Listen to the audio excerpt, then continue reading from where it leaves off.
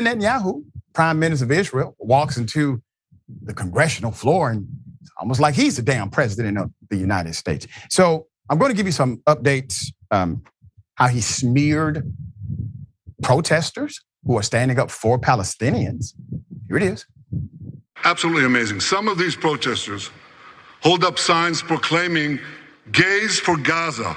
They might as well hold up signs saying chickens for KFC. Officially become Iran's useful idiots.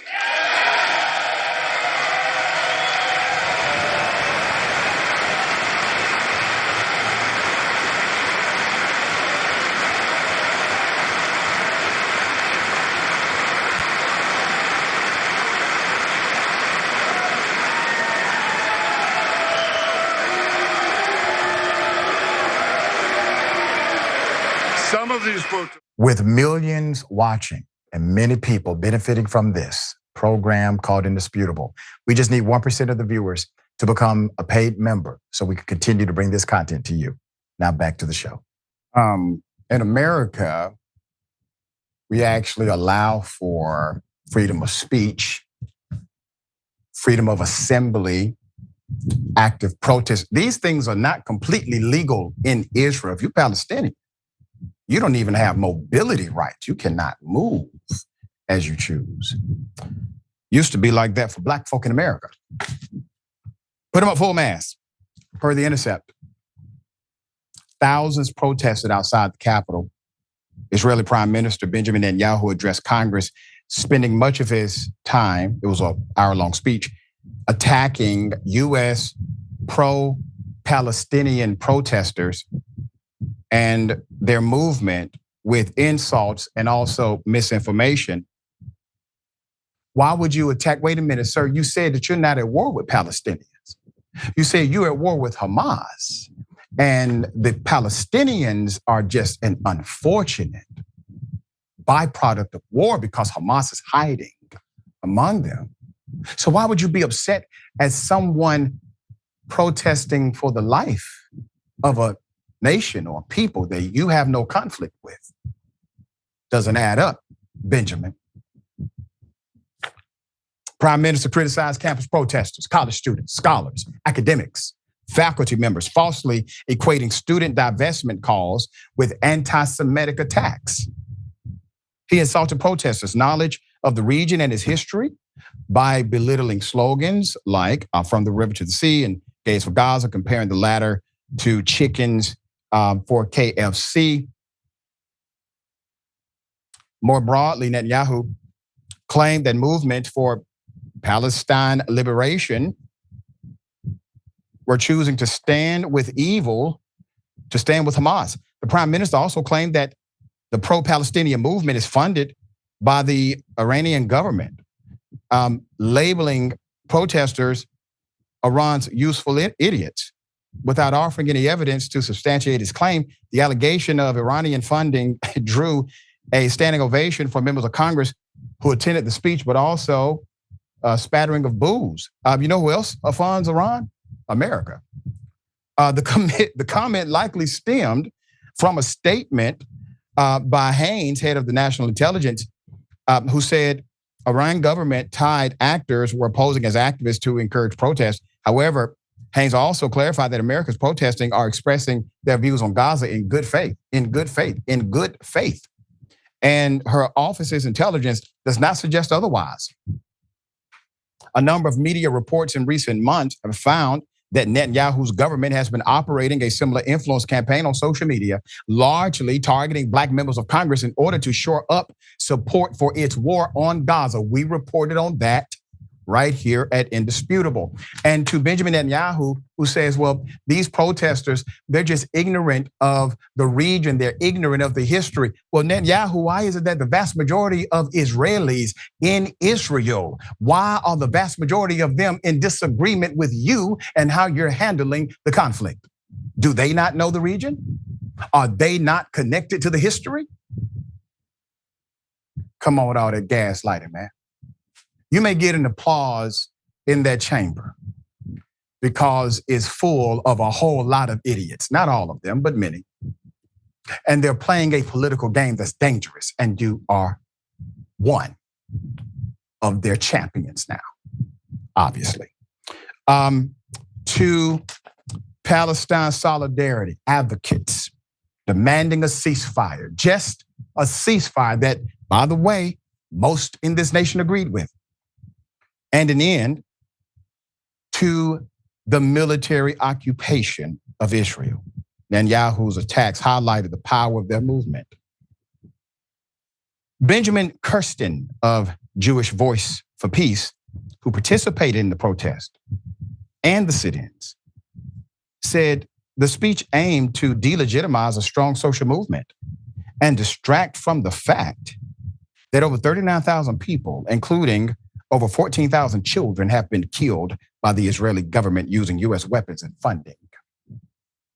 Per the Washington Post, about 200 people were arrested in the Cannon Rotunda for protesting US weapons sales to Israel, per Jezebel. Netanyahu's visit also coincided with 7 labor unions, together representing 6 million workers, signing a letter demanding Biden stop sending weapons to Israel. The Intercept reports that since October 7th, the US has sent more than $12 billion in military aid to Israel, contributing to more than 141 billion in weapons to the Israeli government since the nation's formation in 1948.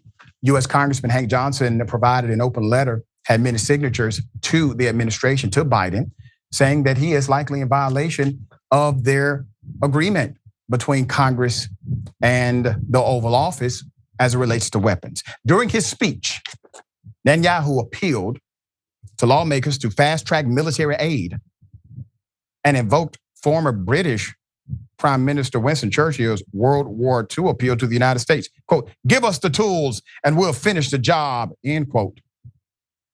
He also said that sending more weapons would, quote, "help keep Americans' boots off the ground," despite the fact that American soldiers in the region have been ready for deployment to Gaza, have died in attacks related to the ongoing war, and have been actively defending Israeli targets from attack already. Netanyahu's appearance before Congress generated significant controversy among Democratic lawmakers in particular, drawing detractors across the party's political spectrum, from Representative Nancy Pelosi, who said the invitation was a mistake, to Senator Bernie Sanders, who said Israel, quote, "has trampled on international law, on American law, and on basic human values in its war on Gaza." More than 50 Democratic lawmakers boycotted the address and protest. The Vice President of the United States, Kamala Harris, boycotted in her own way as well. Only 100 of the 212 House Democrats and 27 of the 51 Senate Democrats and Democratic caucusing independents like Senator Bernie Sanders attended Netanyahu's speech. Per Axios, by comparison, in 2015, just 58 Democrats in Congress boycotted the speech he gave to Congress. Representative Rashida Tlaib, the only Palestinian American in Congress and the most vocal opponent of the event, was in attendance. She was in her traditional garb, holding a sign that read "war criminal" on one side and "guilty of genocide" on the other. Her guest at the address, Hani Al-Madoun, a Palestinian American and director of the organization called Philanthropy at UNRA USA, who Tlaib said had lost over 150 members of his own extended family because of the genocide that's happening right now. It is extreme. Jezebel reported that in May, Speaker Mike Johnson, who has received over $100,000 from AIPAC, who is the premier lobbying wing for the government of Israel, invited Netanyahu to Congress to reinforce U.S.-Israel relations, ranking Democrats Chuck Schumer and Hakeem Jeffries and the Senate Minority Leader Mitch McConnell supported the invitation this week. Johnson threatened to arrest anyone protesting Netanyahu's remarks. Netanyahu received a roaring applause as he entered the House floor, with ovations lasting for over 5 minutes at times. Jezebel notes that despite numerous Congress members rebuking the visit, he received a standing ovation from a seemingly crowded chamber. Representative AOC later tweeted that absent member seats were filled with non-members to project full attendance and support. And so they did the thing that Trump does at his rallies with black people. Meanwhile, International Criminal Court prosecutor, let's not forget about it, requested arrest warrants in May for Netanyahu and his cabinet members and defense minister on a series of war crimes, including starvation of Palestinian civilians in Gaza and the targeting of civilians in its military attacks.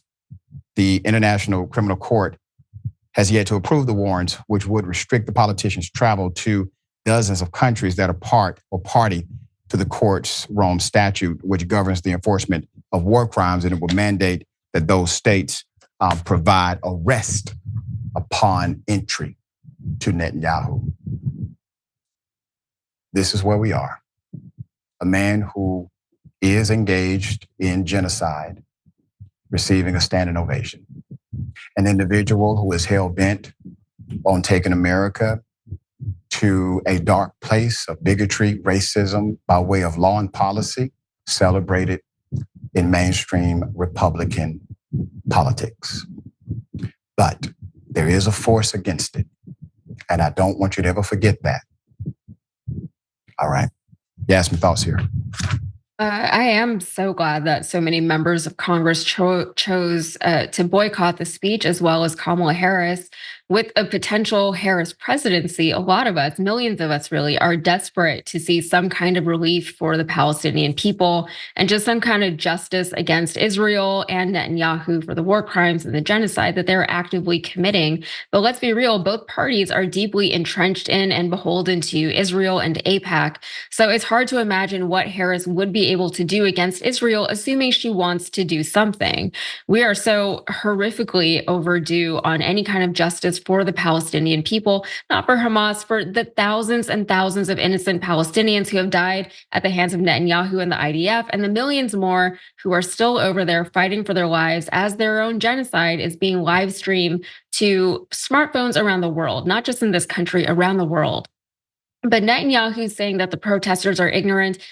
People are tired of hearing it. We've heard all of the talking points. We've heard every excuse that they could have possibly given. We can see what is happening for ourselves. And most people will never be okay with the killing of innocent people, with the bombing of schools and hospitals, and with the destruction of ancient sites and entire cultures. There is no justification for that kind of death and destruction. So he can keep peddling his propaganda. People are not going to fall for it anymore. Let's hope. Let's hope. All right.